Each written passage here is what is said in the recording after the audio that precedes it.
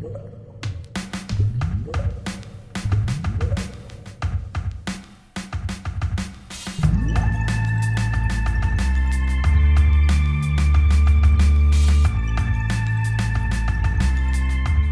everybody, welcome to Board Online, Board Offline. Today we have our top 10 best games of all time. This is the culmination of our top 60 list. If you haven't seen the rest of the videos, of course, go back and check them out. A lot of great stuff in there.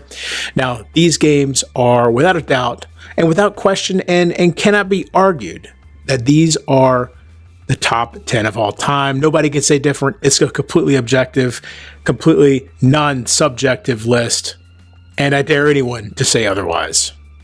Now, before we get into my completely objective top 10 list, we're going to talk about our sponsor, StoneValleyGames.com. This is a fantastic, friendly, distant game store. They have all kinds of great stuff. They might even have some of the stuff in this list. If they do, there will be links in the description below. Now, if you go over to StoneValleyGames.com, they have a lot of great programs. They have a loyalty program for return customers. If you are the United States military and you're stationed overseas at an AA, AE, or AP address, they'll ship to you for free. And if you live in the continental United States and you order $100 or more from them, they will ship to you for free as well. They've got all kinds of great stuff over there, y'all. They've got the old classics, the new hotness, the new classics, the old hotness, RPGs, collectible card games, board games, war games. Go check them out, StoneValleyGames.com. There's a link in the description below. Now, also, if you'd like to support the channel, the absolute best way you could possibly do that is also completely free. Subscribe and like the video. That is much appreciated. If you also would like to support the channel in some monetary way, there's various ways you could do that. The best of which is probably to go into the comments and leave a super thanks. We don't do Patreon. We don't do Kickstarter. So a super thanks is a fantastic way to show your support, and I greatly appreciate that as well. Number 10 was number 22 last year, but after an additional play, guys, I don't own it, so I have to go somewhere to play it, but after an additional play, it confirmed to me that Brass Birmingham is one of my absolute favorite games of all time. Definitely top 10 material. And this is a game from Martin Wallace, or at least originally, it looks like Gavin Brown, Matt Tolman were involved in this sort of reimagining of the original Brass. And this is the only one I've played. I have not played the original, which I believe now is known as Brass Lancashire. But the whole idea here, it's an economic game, and you're going to be building these different, so each city here, these are all different cities, and you can see that it shows you what industries can go there. Here's another one here.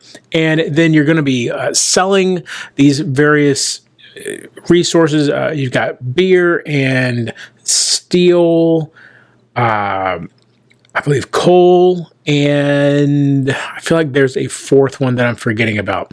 But you're going to be selling those in order to make money, to build more buildings, and that's how you're going to be generating your points. Also, it has this interesting mechanism here as far as determining the player order. Every round, whoever spends the most money is going to drop to the bottom, and they will be the last to go. So the less you spend in a round, the higher up you'll be in the turn order for the next round. Also, it's got this cool thing. You can see you've got these routes here, right? And most of the routes have both water and train track. But the first half of the game, you're going to be using the water. You'll be using just the water to your ferries or whatever they are to get your resources around to build the routes that you're going to be using. Then at a certain point, the game essentially resets. You lose all of your water routes, and then you're going to start building out train routes instead. Also, I believe all of the level 1 buildings get taken off the board. If you had built some level 2 buildings, then I'm pretty sure those are the ones that get to stay. Regardless, there's that reset at the halfway mark of the game, which is another very cool thing about it. Just to kind of, everybody then gets to get a second push at trying to branch out and take over parts of the map. It's definitely got some more complex interactions that require somebody with good knowledge of the game. This, by the way, is your player board. And so this is where you can see you've got these buildings that make coal. You've got these buildings that make steel. Is what do these do? I can't remember. But anyway, so, and you can see some of them worth a lot of points. And then you actually have these buildings here.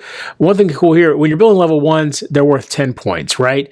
But then you can, and it's going to cost you 17 money and a steel to make it. The level 2 building costs you 0 money and a coal to make it. It's only going to give you 1 point, though.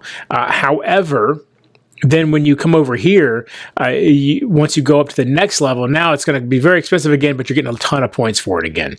And so it has that back and forth thing. It's just kind of one of those things where it disincentivizes you to go to the next level, except if you don't go to the next one, then you'll never get that one after it that's worth a lot of points. So that's kind of cool. And again, you've got, the beer and everything over here. So a ton of really great interactions here. The thought process that you've got to go through over how you're going to optimize things and be efficient with what you're doing. It's a really fun optimization puzzle that you're kind of working your way through as you're playing it. And it's one that I would really like to get my collection. I'd also love to play the original Lancashire. That would be a lot of fun to learn as well, because obviously they're similar, but there are differences as well. Anyway, that is Brass Birmingham, my number 10. Number 9 was number 12 last year, so moving up just a little bit. This is Tainted Grail, The Fall of Avalon. Now, this is a game where you're going to be working your way, well, technically you're not working your way through this journal, though you're going to spend a lot of time in here with all of the different stories that are in here. And the way it's actually going to work is you're going to play as one of these quote-unquote heroes, though they really are the B team, if ever there was a B team. I mean, actually, they're probably more like the D team, right? Like, they are not supposed to be the people saving the world, but all of the actual heroes have disappeared or are dead. So you've got a Rev, who is like a farmer, essentially. You've got Beor, who is like a blacksmith. Alay, who... I'm probably mispronouncing that because these are all like Celtic names. I don't even remember what her deal is. And Maggot, who's a failed, drunken, drug-addled druid. And then this is Neem, or Neve, I believe is how it's pronounced, who's kind of a little bit of everything. And you're going to take one of those, and then you're going to be working your way through this map. And the map is going to start here at number 101, right? And then, if you go up here, then there's 102, and you just start connecting the map like this. So the world is the same no matter how many times you play, but you can go different directions. Things are going to change based off the story. So here's 104 over here. You can see how it just creates this really cool map as you work your way through it. And this is all very early stuff, so no real spoilers. On here, you'll see a number of different symbols. Like this symbol right here means that if you spend the night, or if you're here at the end of a round, because every round is a day, then you will actually dream. And so you would come in here to 101, right here, and here's the dream that occurs. And it might be a nightmare based on, depending on certain things. You also could explore here if you wanted to. And so same thing, you go to 101 and you have all of these choices about what will go on. You start here and then go through the different options. Now, sometimes you're going to have these things that are secret areas in the very back of the book here. You got the Book of Secrets. Also, though, there's this stuff called the weirdness that is encroaching, and so you're going to have to set up these menhirs eventually, and as long as it's set up and is lit, then the areas around, including the diagonal areas, it keeps the weirdness away from them. But if it burns out, then these areas basically collapse in, and the weirdness overtakes them again, and you can't be out there in that without taking some damage. It'll actually force you, to start heading towards a menhir that is lit.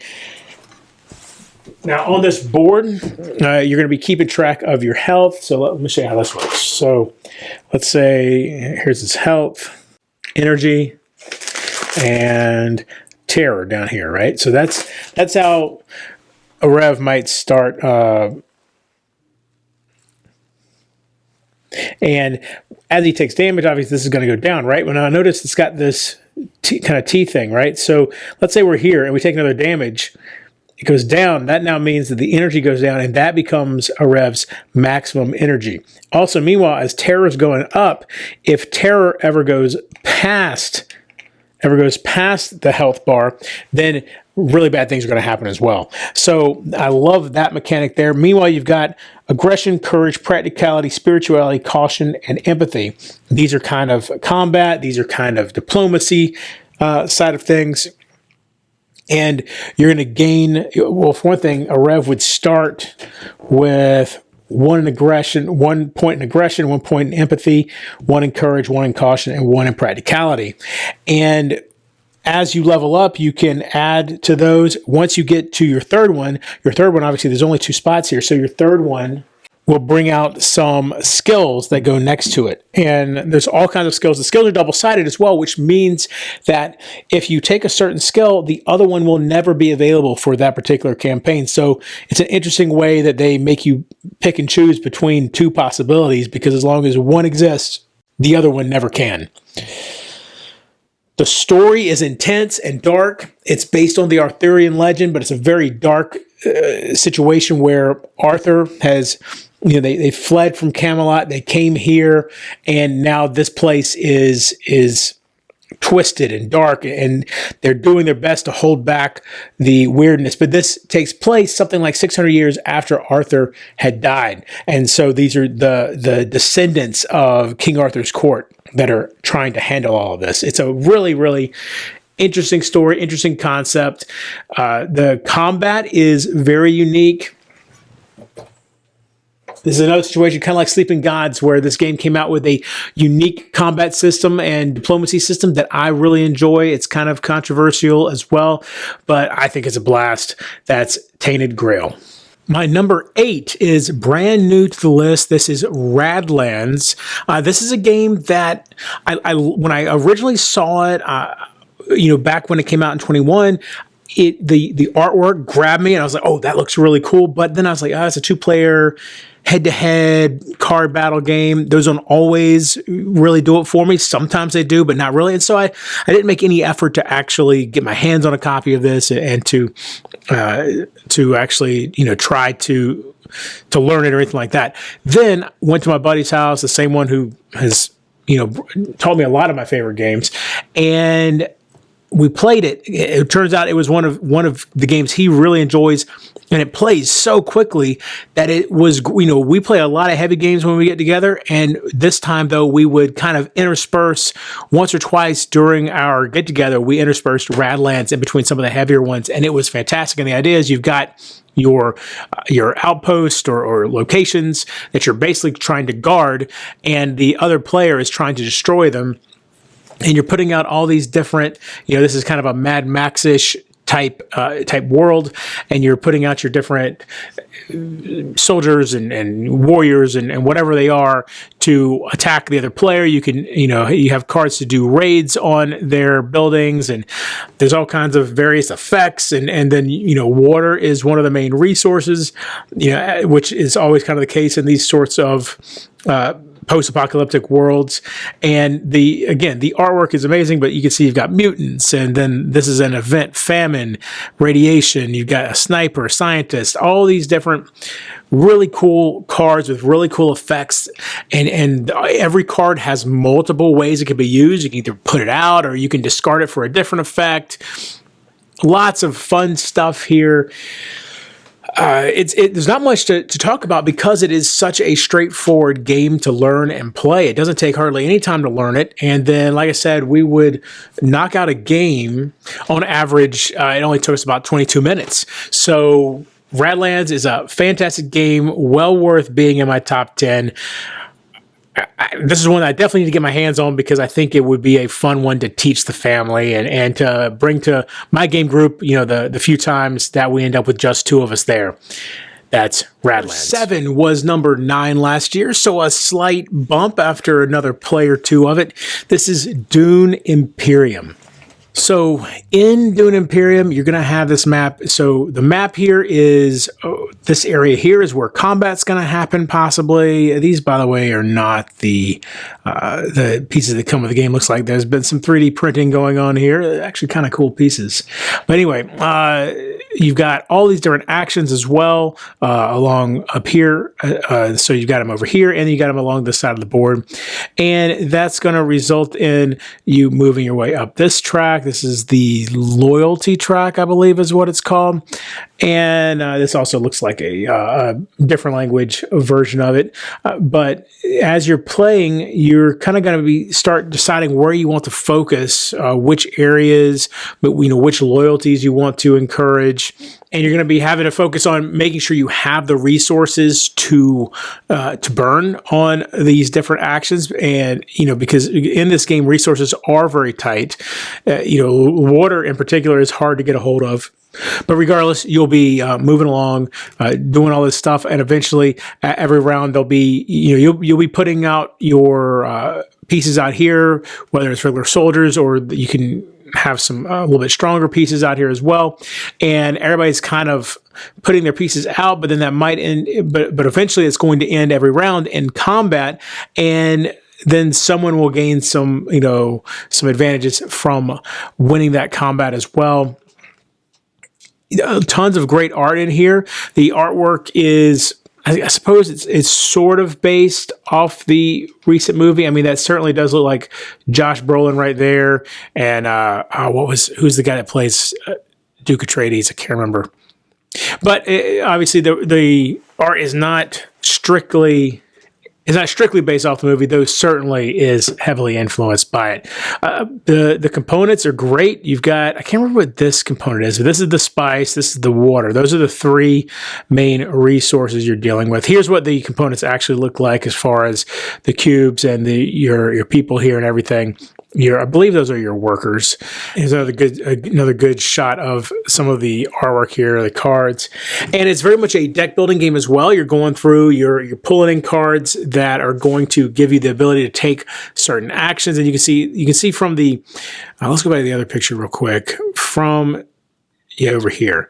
From the different icons on the cards here, you've got a number of different things that each card can do. So it's definitely one of these games with multi-use cards, which it's always fun. It definitely adds to the puzzle of how you're going to handle situations. Every house is going to have its own special abilities.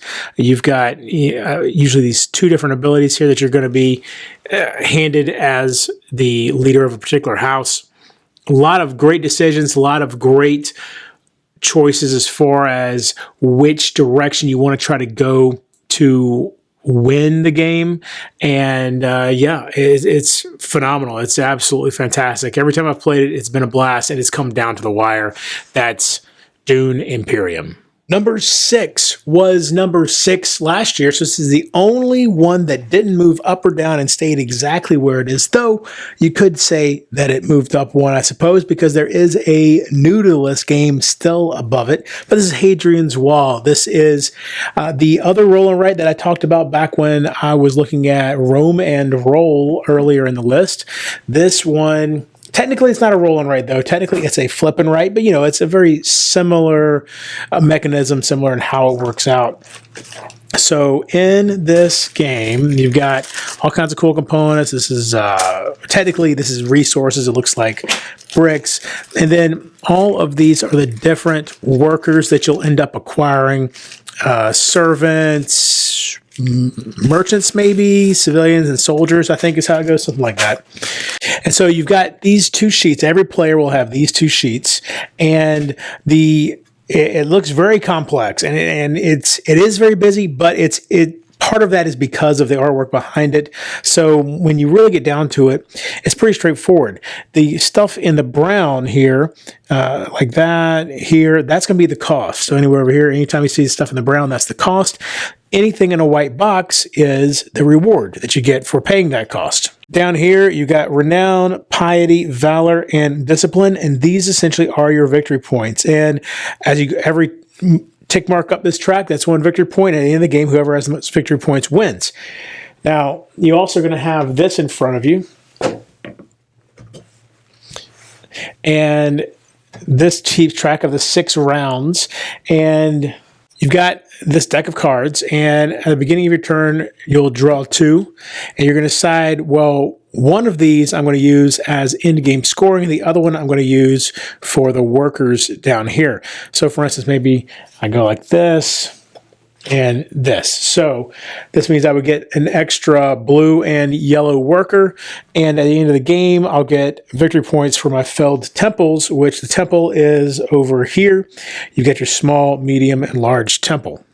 Additionally, at the beginning of every turn, one of these cards will be drawn, and this shows the common resources and workers that every player will get. So every player will get the 2 black workers, 3 blue, 1 purple, 1 yellow, 1 resource, and then of course I got the extra blue and yellow.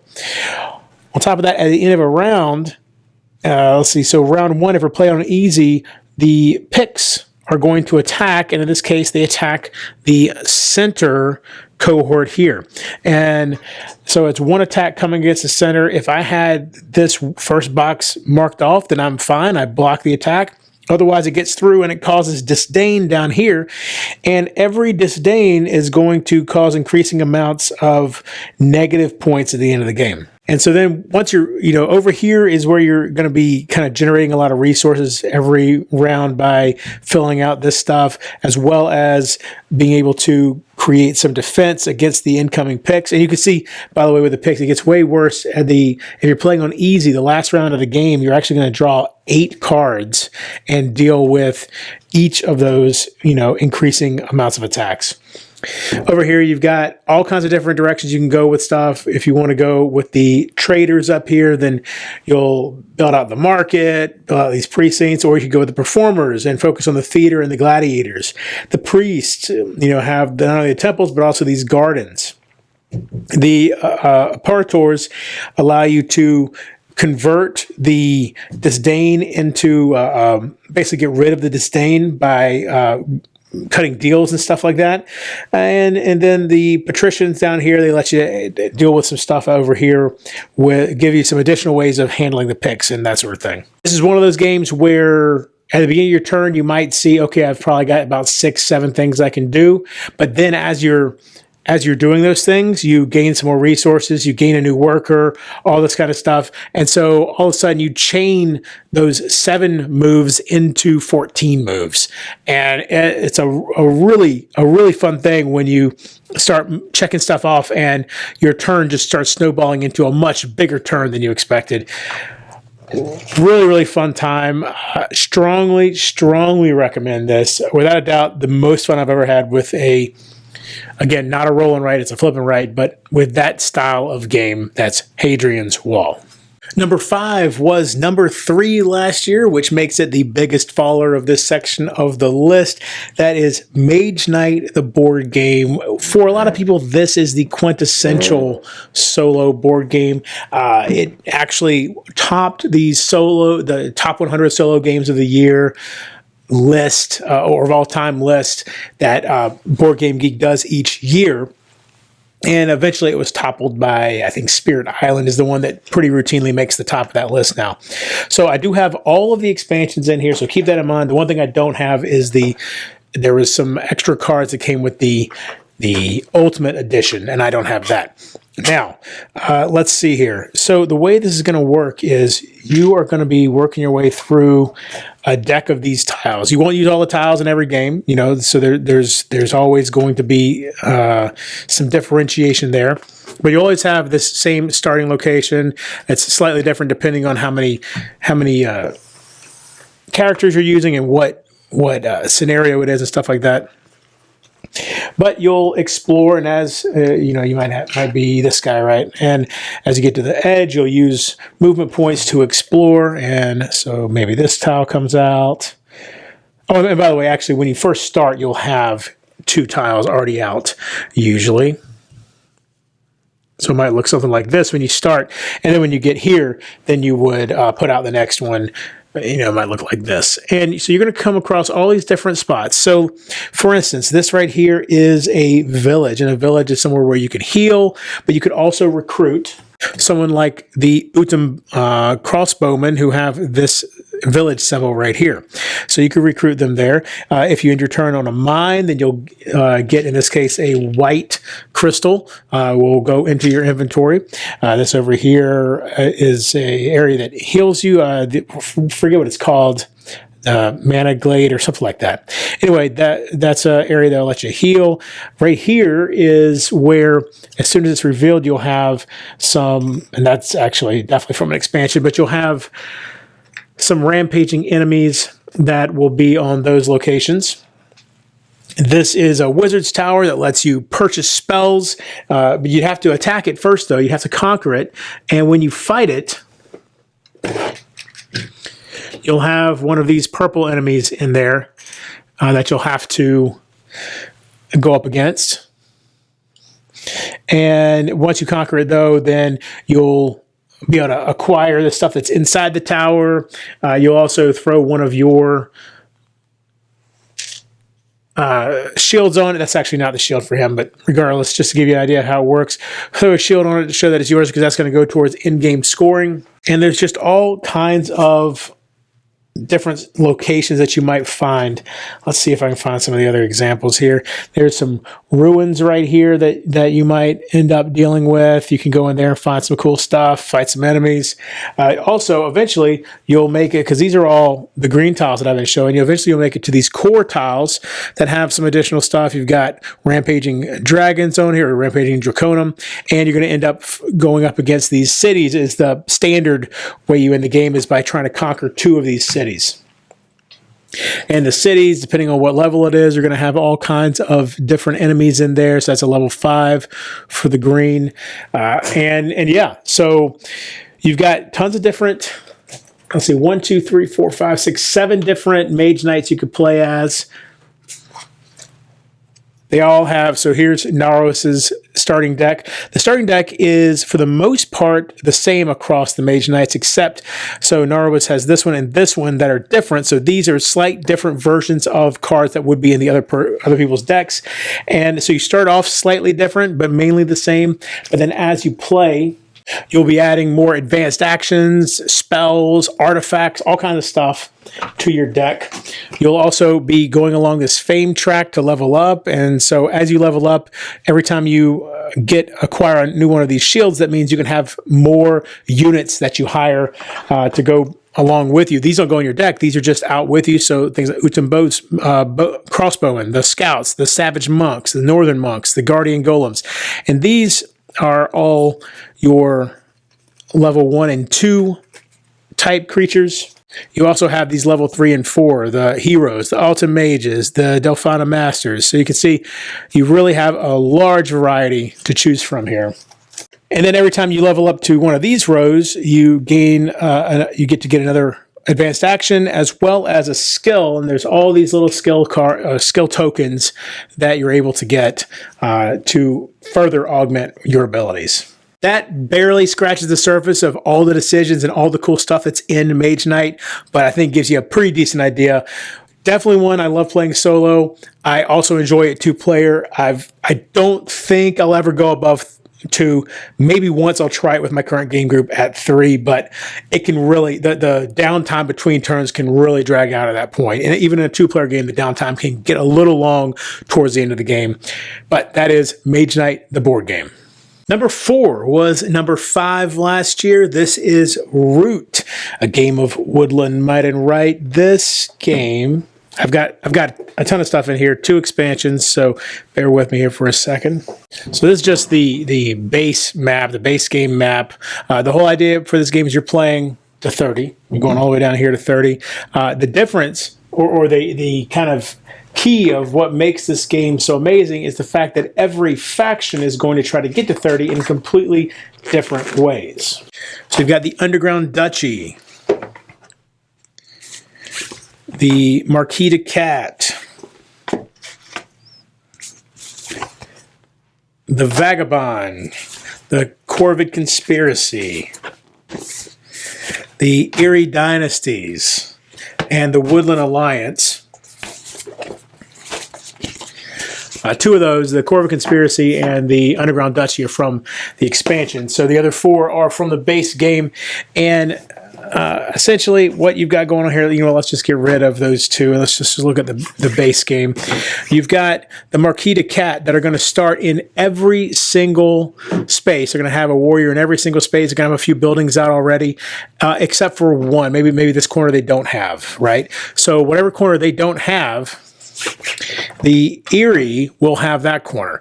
But the Underground or the Marquis de Cat, they're going to primarily make their points by building buildings. So every time they build a building, they get the points indicated underneath it. And then if a building gets destroyed, it covers that back up. And when they rebuild it, they get those points again. And so that's the main way they're going to make their way up to 30. Whereas the Erie Dynasty is going to make their way up to 30 by simply having roost out. So every round, they're going to get points for however many roosts they have out. The roosts are also where they're going to recruit more warriors and try to spread out. And so they'll start here and they'll start spreading out and trying to take back the forest because that was once theirs and before the Marquis de Cat came in and took it away from them. The key is with these guys, they are a programming faction, right? So you're going to have cards that you put underneath each of these, and you're going to have to do that order. If you cannot complete the order as you've listed it, then they go into turmoil and their leader gets overthrown. So see, they have a leader. That's not something that the Marquis de Cat have. They don't have a leader card, but the Erie does. So that's how incredibly different two factions can be. Meanwhile, the Woodland Alliance here, they don't start on the board at all, and they're like the rebellion, right, that's fighting against these tyrannical forces, and they will start generating sympathy, and then at a certain point, they can actually turn that sympathy into a revolt and wipe out everything that the other players have in a particular clearing and set up a base in that clearing. And they're going to get their points primarily from generating sympathy like that. And also, if another player starts cracking down on the Woodland Alliance, then that's going to, the general public isn't going to like that because they have a lot of support thrown behind the Woodland Alliance. And where is it? Outrage. When a player removes sympathy or moves any warriors into a sympathetic clearing, that player must add a matching card from their hand. So basically, when somebody starts cracking down on you, they have to actually give you cards from their hand as payment for that crackdown. And then the Vagabond is just going to be an individual, one character moving around the board. They can make alliances with people, they can attack people, and they're going to generate points either through making these alliances or by attacking. Now, everybody makes points by attacking, but the Vagabond can kind of generate it even better. Also here, if they go and explore the ruins, they can get points that way. And so that just shows you how varied the different ways these factions work are. And then the Corvo Conspiracy, Underground Duchy, again, incredibly varied methods of play. Then when you add to that, you've got another map on the back of this one. You've got two more maps that came with the Corvo Conspiracy, Underground Duchy expansion. And then you've got this solo method of play. So all of the base game factions, if you get the Clockwork expansion, have a AI version. So instead of the Vagabond, you have the Vagabot, the Mechanical Marquis, the Automated Alliance, and the Electric Erie. Very well constructed AI versions of these factions that feel very similar to playing against a human. Obviously, it's not perfect, but very similar. A lot of times I will set up 3 factions and I'll play a 4th and go to town like that.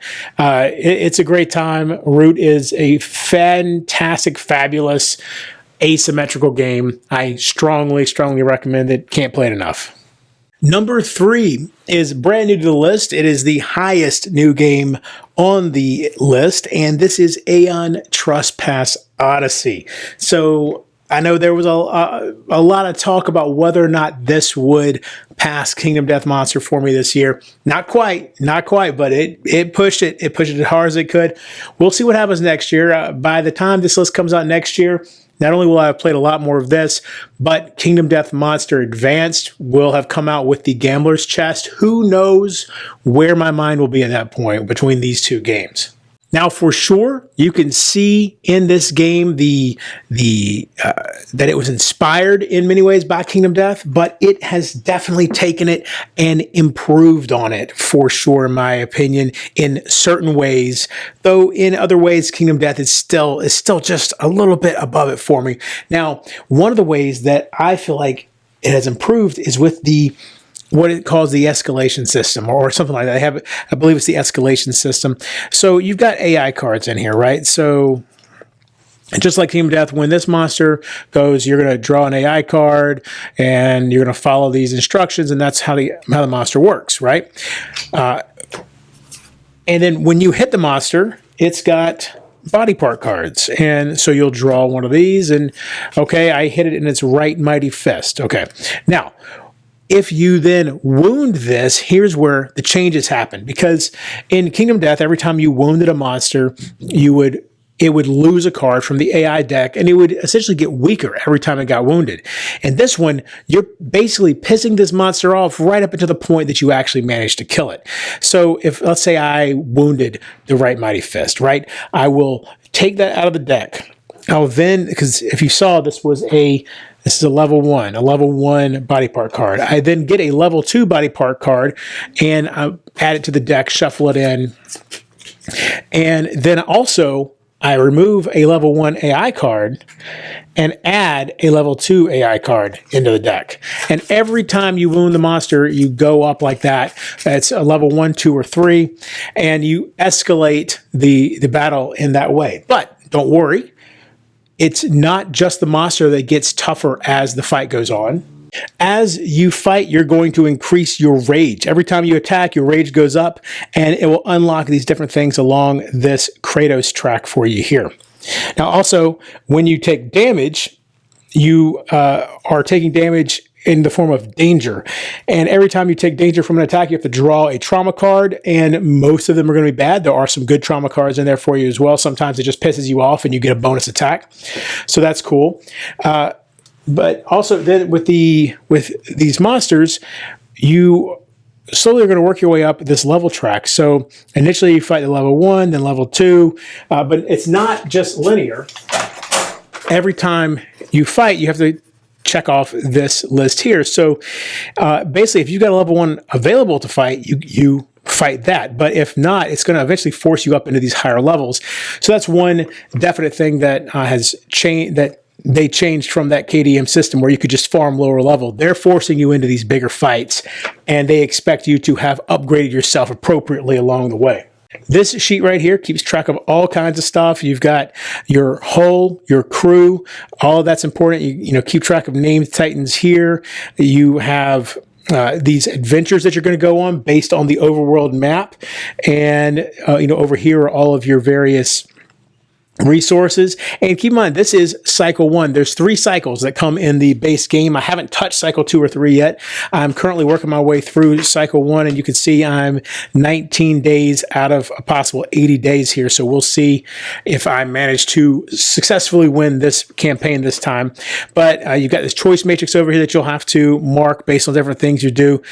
So many things going on here. The overworld map, I'm not going to show you a whole lot of it because of spoilers, but you'll start, for instance, in cycle 1, you'll start here, right? And then maybe I decide I want to go, up this way here, and you've got a ship mini that you'll be moving along as you go. And as you do this, you're eventually going to run into monsters and adventures and all kinds of stuff that is going to change the way your campaign is going and affect different things, different stats, different abilities. You're going to unlock stuff, unlock tech. There's an entire tech tree system that I haven't even touched on, don't have time to touch on right now, that is very impressive as well. That is Aeon Trespass Odyssey. Number 2 was number 1 last year. This one and my number 1 tend to flip-flop with each other, and this is Kingdom Death Monster. Now, I'm showing you pictures of this one because, to be honest, it's an enormous game. It's packed up, it's on the shelf, and to pull it back out, Aeon Trespass Odyssey, I'm in the middle of a campaign right now, so I could just pull it right over here to the table and show you what's going on. But with Kingdom Death, it's packed up. It's too big of a game to pull out. So we're going to go through some pictures here. First off, the artwork in this game is very unique, and I love every bit of it. It's just so fantastic. You got stuff like, this is the Flower Knight here. This is the Dung Beetle Knight right here. And as you go through, you're going to see these minis that I believe these are possibly from the Gorm set. But here is this is the Dragon Knight, and you can just see how much bigger he is than the actual hero minis right there. Let's see. This is the Butcher, which is one of the earliest or the very first Nemesis monster you'll fight in the main campaign. And this is some artwork of the Butcher. I mean, this guy is absolute nasty and a total beast. Let's move over here. Let's see what we got. There's some more of the artwork. This is Gorm right there. Obviously, he doesn't light up in the game. Okay, here we go. So here's one of the other Nemesis that you'll fight, and this guy always wrecks house. Is that the Hand or is that the Kingsman? I always get those two confused. I'm pretty sure that is the Hand. And so here's the White Lion. That's the first monster you fight in the entire game, and if you're not careful, it'll wreck you as well, especially though once you get above level 1. One thing with Kingdom Death is that you're allowed to keep farming these level 1 monsters, and it has a similar AI, and then it's AI cards and hit location cards, not body part cards, as it is with Aeon Trespass. And so a similar system there, except as you wound the monsters, they actually get weaker. And so, really going after these monsters and successfully wounding them early on can really improve your survivability in Kingdom Death Monster, because you are removing AI cards. You're basically making them be able to do fewer things every time you wound them, which is a pretty realistic way of looking at it. This is the Phoenix. This is a monster that deals with, warping space-time and will actually de-age or age up your characters depending on what happens. Here's a good example of a gear grid. So you have just these 9 slots for your gear. Whatever you can fit in there is great. You can't double up on anything other than weapons. Doubling up on weapons only helps in specific circumstances, though, so you don't see it very often. Again, the White Lion. And so this is a game where, unlike Aeon Trespass Odyssey, where there is a very specific storyline that you're following, this one is a much more of an emergent story, emergent storytelling. There are a ton of random, but there are random story events, tons of them, and as you're playing, somehow they seem to link together, and it's really kind of bizarre how it ends up happening, but they seem to end up linking together, and you feel like somehow the game is making all this random stuff make sense as it goes along. And the more you play, the more you see those sort of emergent things show up. Let's see what we got here. This is my favorite. He's an expansion, and he's my favorite Nemesis, the Manhunter, an absolute beast. He's actually got a pistol, which you don't see very many you don't see much ranged weaponry, even from the survivors, but definitely not from the monsters. So that's kind of unique, which is one of the reasons I like him. And then he's just so brutal. He almost has like a professional wrestling take on some of his moves, but what if they were done in real life? And, it's pretty awful what can happen. So that's some of his backstory artwork right there. There's a buddy of mine who had his set up. He's much more organized than I am when he's playing. Let's see. There's Spedicules. That's one of the expansions. There's so much amazing content for this game. Oh, here we go. This was my rogues gallery that I had for Kingdom Death, and then at the time, all of my built survivors. I've got quite a few more built at this point. Kingdom Death Monster is not an experience that I recommend for everyone. It is much darker than almost any game out there. It also is much more expensive than many games out there. Even though in modern times, it's $420 for the base game. That is still very expensive compared to pretty much any other game out there for just the base game, but it's not uncommon to see base games at $150, $175, even $200 these days. So not as crazy as it used to be, but it is a phenomenal experience. If you've got the money to spend or you have the opportunity to test it out, take it. That's Kingdom Death Monster. And my number one was number two last year. Like I said, it flip-flops with Kingdom Death Monster in my mind. This is Gloomhaven. Now, I just found out today that Gloomhaven 2nd edition has been announced. What in the world? So after I finish my current campaign of Aeon and Trespass Odyssey, I will have to just finally get through this Gloomhaven campaign. I think I'm a little more than halfway through with my Gloomhaven campaign. I made a big push earlier or towards the end of last year, I believe, to kind of push my way through, and I made some progress, and then I got distracted by a few things. Anyway, Gloomhaven, this is a huge game with around 99 scenarios, something like that. And again, because it's such a huge game, it's packed up right now. I'm not going to pull it out. So I'm showing you these pictures from my drive. So you're going to have these different characters. So the cool thing with the way these monsters work is you have this one card. This right here is a sleeve, and you pull the monster card out, and you can see this is a level 5 cave bear. You rotate it to whichever level you need to be fighting. You slip it back in the sleeve, and then you just see the stats that are appropriate for your level that you're fighting. And then you put damage on these different spots depending on, because every standee has a number on it. And so you put the damage on here to track that. Here's an example of one of the starter classes that you can work with. You got the Cragheart here. Gives you some backstory on the back. This shows you their... actually, this must be a very early version. That's not what it ended up looking like at all. But this is an early version of what the level track and XP track. This is completely different. So ignore that. You're not going to be dealing with that at all. Let's go over here, though. Here is one of the levels that I was playing early in the game. You can see it got pretty out of control with the amount of enemies on the board. And this was my, what was he called? I can't remember what this class was. This is a starter class, and this is the Mind Thief, also a starter class. And so you're playing through. Let me see if I can find a photo of some of the cards that you'll use. So this card right here, oh, there we go, the Brute. He was a Savas Brute. Okay, so you're going to have these cards, and you always start, you can see right there the 10. That means that the Savas will always have 10 cards that you start the game with, and they're all in your hand. You're going to select 2. Each card has a top and bottom action, and it has this initiative number in the middle.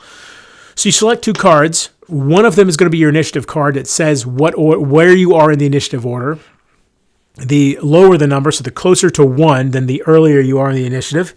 And then once it's your turn to play, you'll play the top action of one card, the bottom action of the other card, and then it'll either go into your discard pile or into your lost pile. And this is the lost side over here, so the discard pile would be over here. The cards that are lost, they are lost because of this symbol here. Then they're lost for the whole game, and you have to wait till the next scenario to be able to play them again. And those are usually going to be the real powerful abilities. Cards that are discarded, once you run out of cards in your hand, you can rest and pick up the discard pile. One card from the discard pile goes into the lost pile, and that's either going to be random or selected depending on if you do a long or short rest. And the rest of the cards go back into your hand. You're going to have these items that you're going to be able to use. Let's see. And by the way, as I'm flipping through these pictures, it's entirely possible that you're going to see some unlocked classes. So if you don't want to see that at all, then you've already got a good idea of what Gloomhaven is. But I'm going to keep flipping through. And like I said, you might see some classes that are technically spoilers. Just keep that in mind. It won't give you too much detail about what they are. So here you go. Here's an example of an unlocked class. This is actually called what is known as the 2 mini class because it comes with 2 minis. And so you've got this guy right here, and he's a beast tyrant, a vermling beast tyrant, and he's got this bear that basically fights for him. And the 2 of them together have all kinds of cool little combos you can do and everything. Here's some more examples of some of the bad guys that you'll be going up against. And yeah, it's just a ton of scenarios, a ton of great fun. This is the Plague Herald. This is one of my favorite factions that I've unlocked. Very, very cool. Let's see what else. Here's one of the starter factions or starter classes going up against. You got some skeletons here and you got some archers in the back. A ton of fun. This is not a typical dungeon crawl. It does not feel like a typical dungeon crawl. You're not going to be picking up every little bit of loot that you can find. You're going to have to leave loot behind because when your hand runs out, when you run out of cards, you are exhausted and you can't fight anymore. You're out of the scenario. If all of the heroes get exhausted, then the scenario is over and you lose. It is very much a time management game and a hand management game built into a dungeon crawl theme.